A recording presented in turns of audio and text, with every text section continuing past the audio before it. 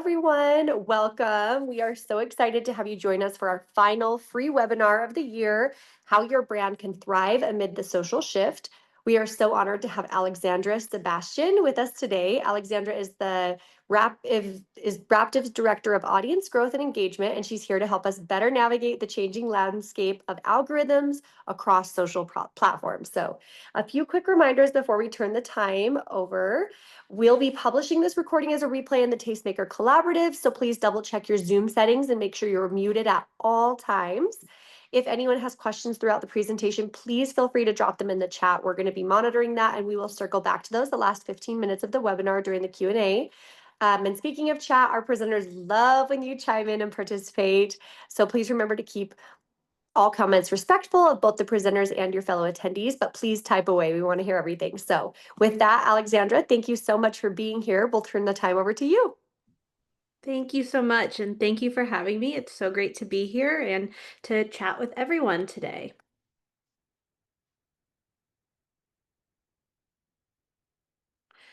So, as we said, today we're going to be talking about how your brand can thrive amid the social shift. So, again, a wonderful intro, but just wanted to give a little bit more context into my role at Raptive.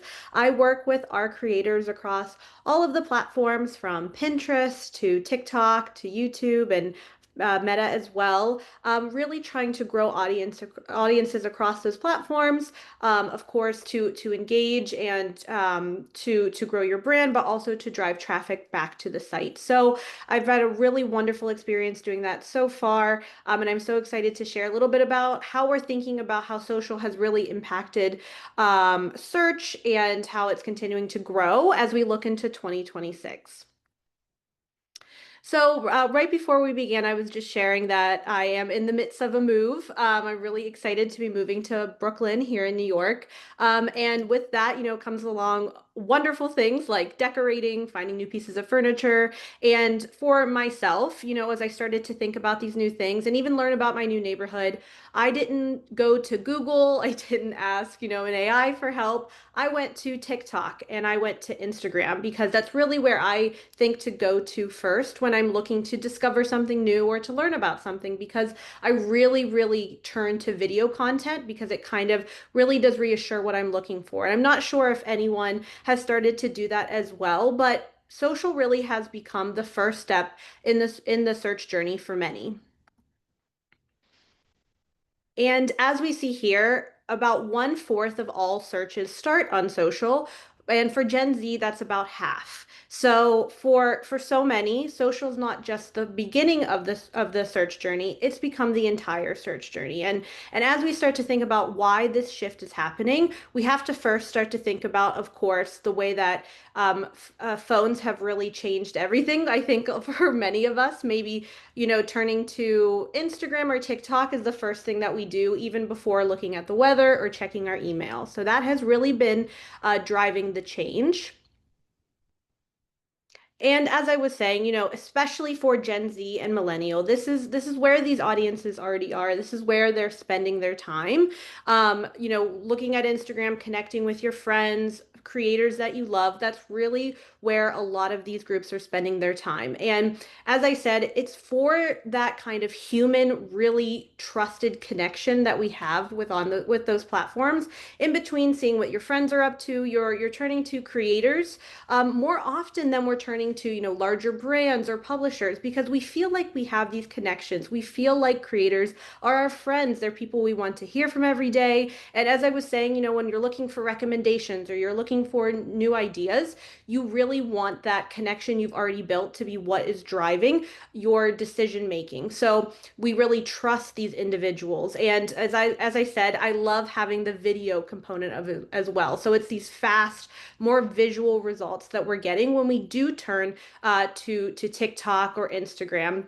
And of course, it's where inspiration meets intent. I don't know if everyone feels this way, but sometimes we're finding a lot of ideas come to us, whether it be a creator that you love is taking a new trip, or they're moving like myself, and you kind of get inspired by new ideas and new things that you weren't even searching for, but that search starts to find you. Along with that challenge of a really a big shift towards social, the platforms are continuing to evolve and to change. So for Pinterest, I know a lot of creators, especially in the food space, do have a big focus on Pinterest, and there's so many changes on the platform. And of course, with the really big emphasis right now on new pins and creating really engaging boards, and then met with, of course, the AI content that has been kind of an uphill battle for many creators. So those really do continue to change for Pinterest. For Instagram and Facebook, there has been, you'll see a through line, I think, in all three of these, that there's been such a huge shift into video. So with that, it continues to expand. You can now make 3-minute reels on Instagram. And there's so many features to really try to keep you inside these platforms as long as possible. If anyone has seen the new feature of where you can see where your friends are, I always say I think that's a little kind of nod to Snapchat back in the day where you could see all of your friends. There's a lot of AI new products being introduced for Facebook. There's a huge shift into photo posting over link posting, and of course, a lot of new community features like broadcast channels. So all of these components are really just trying to keep users inside of these platforms as long as possible. And as I mentioned, there is more AI than ever before. I'm sure, again, if a lot of you on the call are really have a big focus on Pinterest, I'm sure we can all guess that these all of these searches here are AI, and that has become a huge problem when we're all trying to learn about how to create the content that can be seen on the platform. And Meta also is really turning to AI, as I mentioned. So there's a lot of features for not only looking for content, but creating content.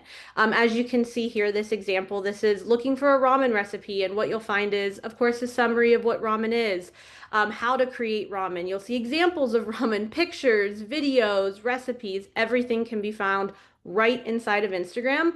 And then here there is an example from Facebook where if you ask for a certain type of image, you can create that right in Facebook now.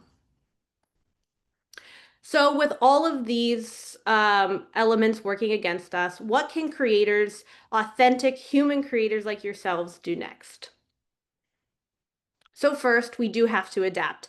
As I said, the through line for this, and we'll continue to talk about video a little bit later on in my talk. Video is such a huge opportunity for all creators to really put a focus. So, I always tell creators that if you can make really great, engaging vertical video content, optimize it on each platform. So if you are making an Instagram reel, you can put it on Facebook and you can also try it on Pinterest. We've been seeing a lot more video content on Pinterest in the past months, really again to drive that engagement on the platform. For Pinterest specifically, like I said, really creating new pins, trying to be consistent with creating new content, making sure the trends tool is really your guide for not only how you're creating the content, but when you're posting it. I think, we've all shifted from Halloween to Thanksgiving now, I think in our personal lives, but Thanksgiving really started to trend on Pinterest weeks ago. So really utilizing that tool to know when to post the content and then how are users searching for the content. Really let that guide your decisions. And then optimizing, of course, for all of the best practices that we know on Pinterest. That's really going to be your through line as you're thinking of how to continue on Pinterest. For Instagram, again, there's so many native features that I think are really beneficial to start leaning into. Of course, bringing over those SEO best practices that we all know from not only Pinterest and our site, but into the content we're creating, whether it be the captions or on-screen copy. Let SEO still drive that searchability into the content you're creating. And then really try to utilize tools that can help drive traffic back to the site. Of course, Instagram and Facebook wants to keep you in the platform as long as possible, and we do want to create a really engaged, audience that continues to grow. But we, of course, have a secondary goal where we always want to drive audiences back to our site. So utilizing an auto DMer like Grocers List or ManyChat can really create a frictionless experience where you're able to authentically engage with your audience, but also drive them back to the site and provide them the content they're looking for or grow your email list. It's a really great tool to really continue that authentic connection. And Facebook as well. Again, videos are such a huge area of opportunity for Facebook. But when, as I said earlier, as you're thinking about the different content you want to create from video to link posts to photos, there has been a big emphasis now put on photos for Facebook. And again, that's because they're really trying to drive engagement on the platform. So if you're thinking about posting recipes, or you're thinking about posting a DIY guide, really try to think about what is the most engaging way I can create that post and optimize for a photo post. And again, use an auto DMer or put the link back to the article in the comments rather than in the caption of the post, and will really kind of drive that engagement, but also drive traffic back to the site. And the next area of focus, as we're thinking about how can creators continue to grow, looking into the new year, of course, is video again. Unsurprisingly, I think we all know how much video content is on all these platforms, but I think these numbers really drive a clear understanding of just how much of an opportunity we all have on the platform. So for YouTube Shorts, I think YouTube is really thought about as a long form platform, but 20 billion daily views for YouTube Shorts. And I know a lot of creators are kind of trying to figure out YouTube, but I think Shorts is a really great opportunity to start thinking about how to utilize the platform. For Reels, 50% of time spent on Instagram is focused on Reels. So we know that a lot of users are coming to Instagram looking for video content. And then for TikTok, it's really driving news. I'm not sure if everyone falls in line with me where I've said before, I've read, but really I've seen it on TikTok. So TikTok is really becoming a source for news as well. And again, video is really the place where creators can differentiate themselves from AI, that authentic human element that cannot be replicated with AI. And that, of course, is because of the authentic connection that you have. I feel like authentic has kind of been my theme throughout this talk, but really showing, if you do have yourself in the video, if you have voiceover, that connection is going to be the thing that really have your users and your followers stopping to engage because they already have that connection with you. And you've built this wonderful community, and as you continue to create content, you want to continue that connection. So creating video that really drives this strong community that you've already built. I always say everyone feels like they are friends with the creators that they love most. So creating video that really continues to fuel that connection. And of course, AI is really driving from the creativity from all of you. So continuing to generate new ideas that can't be replicated and are really unique to the video content that you can create.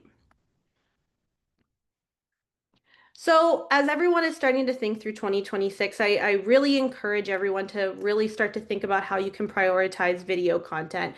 Vertical video short form content has really become a place that I think we can't really ignore as we're thinking about content creation. And as I said, we're all probably in different places where, some of us I'm sure are making video content daily. Some are kind of wondering where to begin. And I always say to really look at a piece of content and think about how you can repurpose it on all platforms. So if you are creating one video, can you utilize it everywhere but optimize for all of the platforms? And that includes Pinterest, YouTube, Instagram. Really take advantage of all the areas that your audience can find you.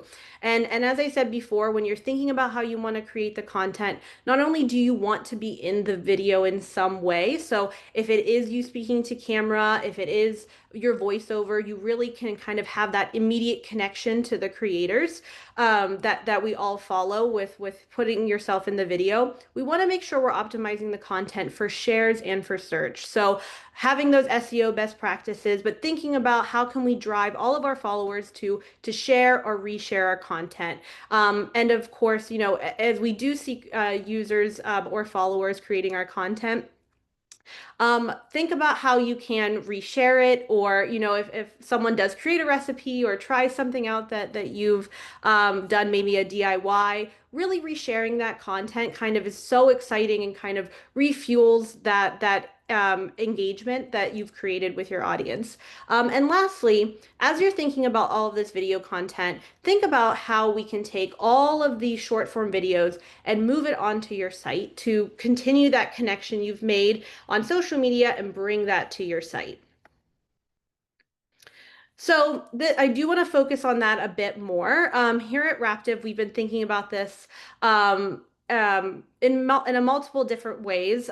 We all put a lot of time and effort into content that lives on social, and we wanted to think about not only how to bring that connection over to our site, but of course, open up to new monetization opportunities. So we did create a small pilot with a few creators where we took the exact content they're creating for social, and we placed it on the site as the examples were just playing. And we wanted to learn a couple of things. Of course, how does short form video impact the different elements we all care about? Of course, page views, RPMs, but also, can we bring that learned behavior from social and can we bring it to the site? I think we all, know that experience of kind of swiping through and watching different videos and stopping. We really wanted to see if we could bring that experience to the site and how that affects different elements that we want to know to increase time spent.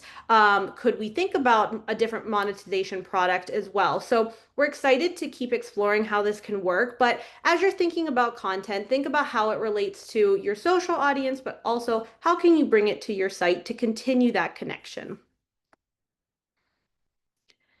And the last element I want to talk about today is thinking about that community that you built that I've mentioned before. We all kind of are looking for a place to turn to for different things, and we want to be creating content, but also utilizing tools to strengthen that connection that you have with your community. So there's different ways that we can always think about engaging with our community. Starting from the bottom, as I said a couple minutes ago, it's really important to make sure that you're kind of noticing, your followers and getting them excited about interacting with your content. So if they do recreate a recipe or they are trying something that you just posted about, resharing that content really kind of strengthens that connection. Again, I've said it before, the human proof element is so important when creating content, especially videos. So reinforcing that by resharing is so exciting. Of course, considering things like broadcast channels, different tools that kind of offer a stronger connection. I really do love a broadcast channel. I think it's such a great way to speak directly to your community and have them engage with content, and even kind of give them an opportunity to be involved with the content creation process. Posting the day before, a poll asking which video you should post next, or what kind of content do you want to see for Thanksgiving. It kind of gives that choose your own adventure feeling to your content, and continues to get users so excited to come back the next day and see the results. As I said before, optimizing for the platform's best practices. I think all of the platforms, do continue to shift, and we all have to stay on top of what is working in terms of optimizing the content. So for Facebook, thinking about how to create content that does engage users, for example, switching from link post to photo post, it's really important to start thinking about optimizing the content for engagement.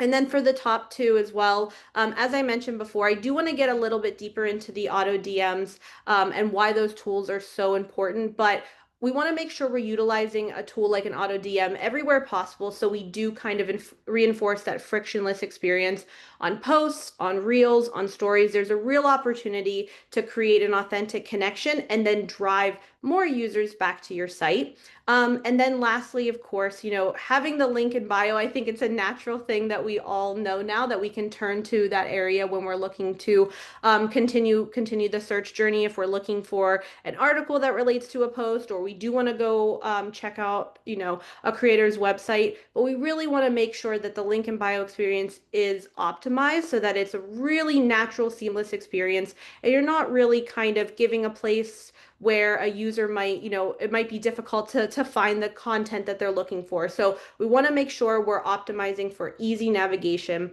for link in bio.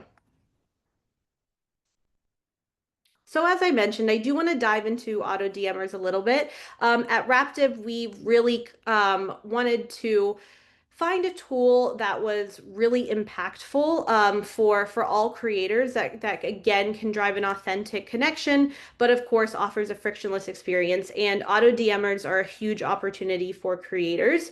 I know, I think we've all kind of know that behavior now of comment for recipe or comment and I will send you the link. But again, it does help that connection, a really, really frictionless experience. And not only can you drive users to your site, you can build your email list, which is an additional element that is so helpful when really trying to grow brand awareness across multiple platforms.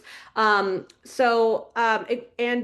again, it does create that two-way experience. I've just spoke to creators recently that um, so many creators are seeing followers say thank you to this experience. If you get that DM where you get the link in the DM, everyone is so excited to engage with their creators. So it does create that two-way conversation that we're all looking for. So I do want to dive into Grocers List a little bit more. Here at Raptive, we do have a partnership with Grocers List. And so we were able to work closely with their team to learn best practices, new tools, new things that creators are doing, kind of learn from everybody so that we are able to share here today and with all of our creators the best way to utilize these tools. So I do have an example here of Amy from Amy Bakes Bread, and she has really taken advantage of using Grocers List everywhere possible. As I said, Instagram and Facebook, and I do want to put an emphasis on that because I think a lot of us think of an auto DMer mainly for Instagram, but Facebook is a huge opportunity where you can utilize Grocers List as well, and you can do the exact same experience where you're providing links, you're driving more email signups, right on Facebook. And I want to emphasize post, reels, and stories as we are looking into the opportunity and seeing how the outcome from consistent users. Stories was a huge opportunity. As you can see here on the cinnamon roll example.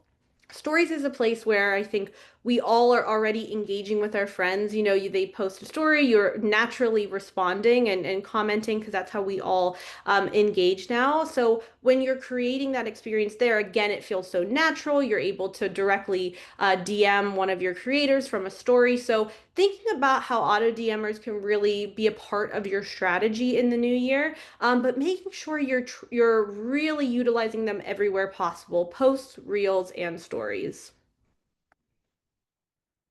So as I said, we do have a partnership with Grocers List, and because of that, we were able to look into how Grocers List was affecting page views on for all of our creators. And this is an example of a creator who joined throughout the year and started to utilize Grocers List. And from that, we were starting to dig into the data, and we found a few things, which was all really exciting. So not only was Grocers List really driving traffic, it's driving incremental traffic. So it's not taking away from Facebook or Instagram, so traffic that you've already created. It's adding to it, which is really exciting because it's such a low lift tool that you can already add into the strategy you have for Facebook and Instagram, and it's adding additive traffic. And so then we took it a step further and we also wanted to see overall for Raptive, how was utilizing Grocers List affecting everything. So as you can see, there really has been a halo effect. So as Grocers List is being utilized more and as more traffic is being driven because of Grocers List, it's also having the same effect on Facebook and Instagram traffic. They are growing over time as well. So really auto DMers, not only are they a very natural way to connect with your audience, we are seeing incredible results. So we all have a really great opportunity to grow our audiences with the tool for Facebook and for Instagram. So just to kind of wrap those up, just a few reminders and takeaways for auto DMers. I think that it is such a great opportunity to add it into your strategy if you haven't yet. As I said, it's a really low lift tool that you can add into your posts today if you wanted to give it a try. But really think about how to ingest those best practices, as I said, utilize them on all the platforms possible.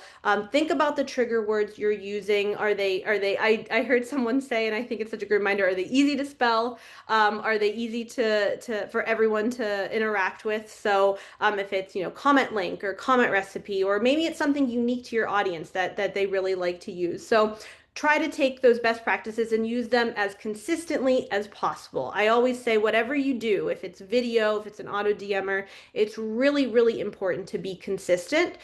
So as you're posting daily, make sure you're utilizing the tool daily, because that's going to be the greatest way to find the effect. Um, and of course, as I said, I'll say it again, we really want to make sure we're taking advantage of this on Instagram and Facebook. Both of these platforms have a huge opportunity for all of us to continue to grow our audiences and to drive a lot of traffic back to our site. So when you're thinking about how to utilize them, think about your strategy on not only Instagram, but on Facebook as well. I think Facebook stories sometimes are a little bit of like a hidden secret or an additional element that we don't all think about, but they are still such a huge opportunity for everyone to continue growth there. And of course, it's perfect timing to say take advantage of key moments. We're right in holiday time, so any type of vertical that you fall under, holiday time is such a huge opportunity for all of us to take an audience that may not know you, and not only turn them into someone who's interacting with your content, you can turn them into a follower. So you really can continue that engagement there, and really have an opportunity to grow your audience. Okay, I think we can turn it over to the Q&A. Thank you so much. Let me turn on my video here. That was great.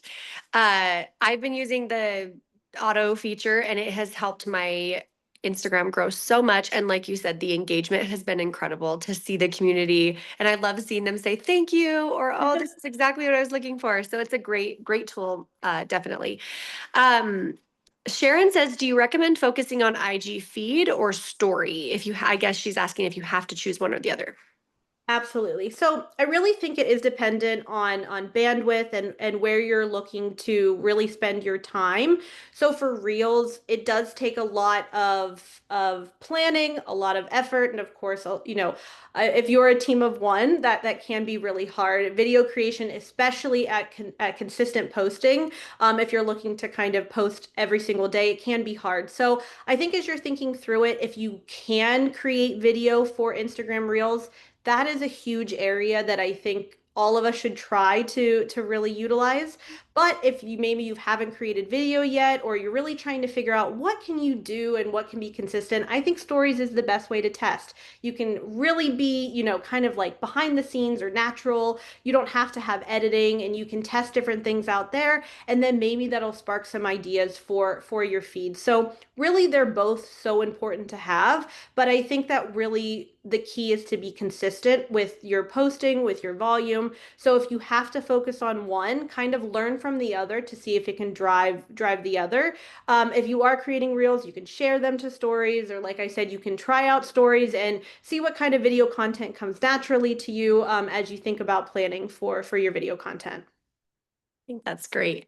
I've also noticed that on my stories, I triple my views on stories by posting at the beginning of the day, the very beginning, the reel that's going to get the engagement from those auto repliers asking for the recipe. And I set it up for the story reply as well. Oh, I And love that has helped so much because then it's tripled the number of people that are seeing that story plus all the others.